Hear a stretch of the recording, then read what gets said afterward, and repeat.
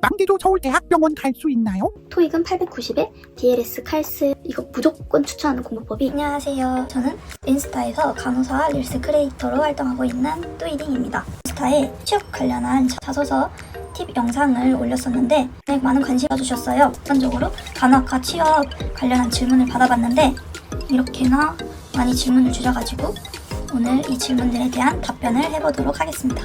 댓글에 질문별로 타임라인을 적어놓을 테니까 궁금하신 것만 눌러서 보셔도 될 것 같아요. 선생님의 스펙 궁금해요. 점은 총점 이제 평균으로 3.9였고 토익은 890에 BLS, 칼스 이렇게 있었어요. 그리고 저는 성적도 좀 상승 곡선이었어요. 1학년 때는 그렇게 공부를 안 해가지고 1학년 때 3점 초였다가 2학년 말 그때부터 이제 계속 4 이상으로 나왔던 그런 상승 곡선의 성적이었습니다.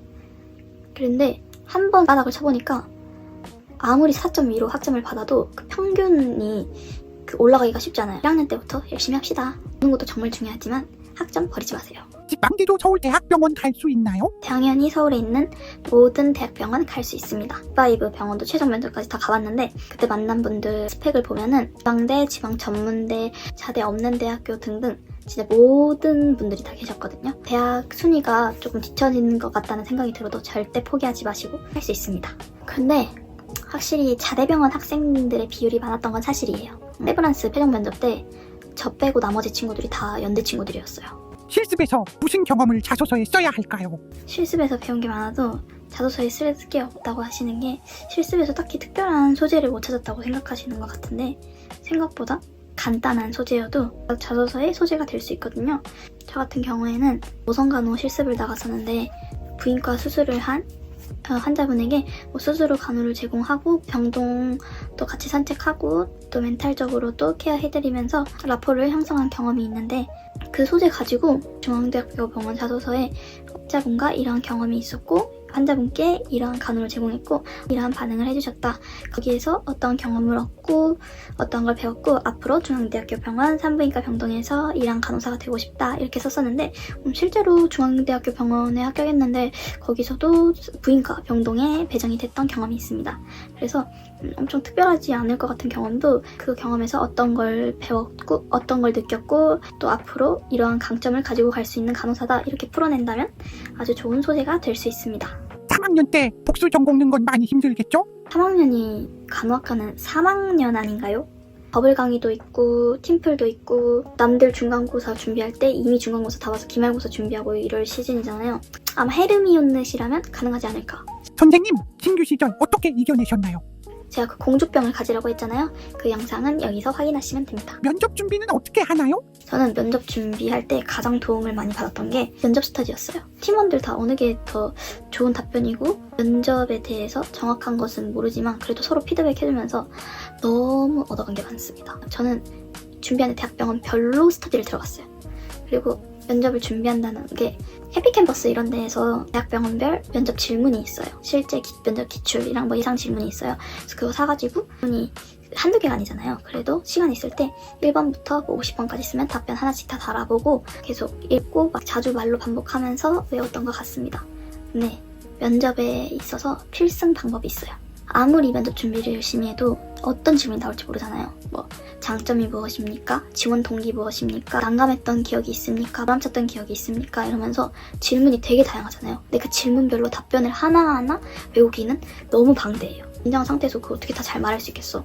그래서 저는 이 어필하고 싶은 그런 소재가 있어요. 그럼 그 소재를 어느 질문에든 갖다 붙일 수 있게 연습했어요. 예를 들어서 팀플에서 팀원들끼리 갈등이 있었는데 그 갈등을 제가 잘 조율해서 결국은 성공적인 결과를 이끌었다 이런 경험이 있어요. 그러면은 지원자의 강점은 무엇입니까? 하면은 그 경험에서 빼오는 거예요. 다양한 사람들과 소통에 있어서 어떤 강점이 있습니다 하면서 소통을 통해서 갈등을 해결했던 경험을 딱 말하고 마지막에는 다양한 직군과 일하는 의료 직종에서도 의사소통 방식의 기질을 발휘해서 어떤 간호사가 되겠다 대답을 했고요. 그리고 또 만약에 선생님은 주변에서 어떠한 사람으로 불리나요? 이러면은 저는 평화로운 중재자로 불립니다 하면서 또 그 소재를 말하는 거죠.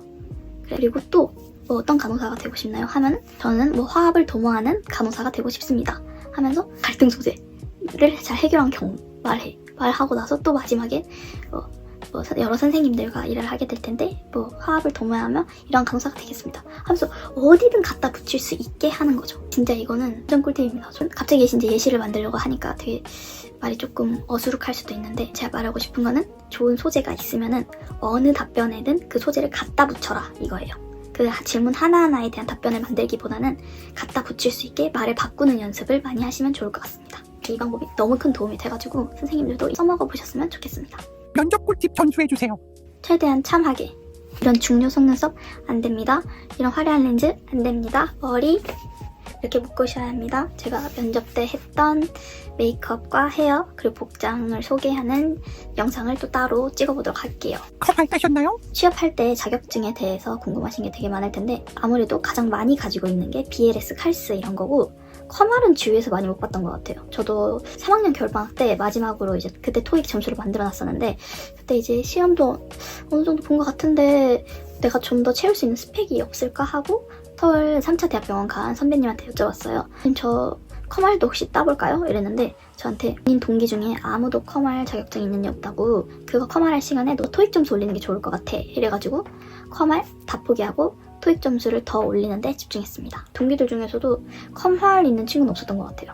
학점이 3점 초인데 토익 점수 좋으면 가능성이 있나요? 그래서 취업할 때 학점하고 토익 점수가 너무너무 중요한데 아무래도 3점 초시면 다대병원을 가지 않는 이상은 5 병원에 3점 초에 가기는 힘들지 않을까 싶어요. 그래도 서울대병원 같이 블라인드 병원은 학점을 안 보고 토익 점수 먼저 보니까 서울대병원 노리는 것도 괜찮을 것 같아요. 대신에 서울대병원은 거의 토익을 만점 수준으로 맞아야 된다는 거. 저도 서울대병원 쓰고 싶었는데 토익에서 걸렸습니다. 토익 연구법 궁금해요. 토익을 학원을 다녔는데 여름방학이랑 겨울방학에 완전 빡세게 진짜 딱 토익 집중반 이런 강좌가 무조건 열려요. 그러면은 거기 들어가서 진짜 그냥 하라는 대로 했어요.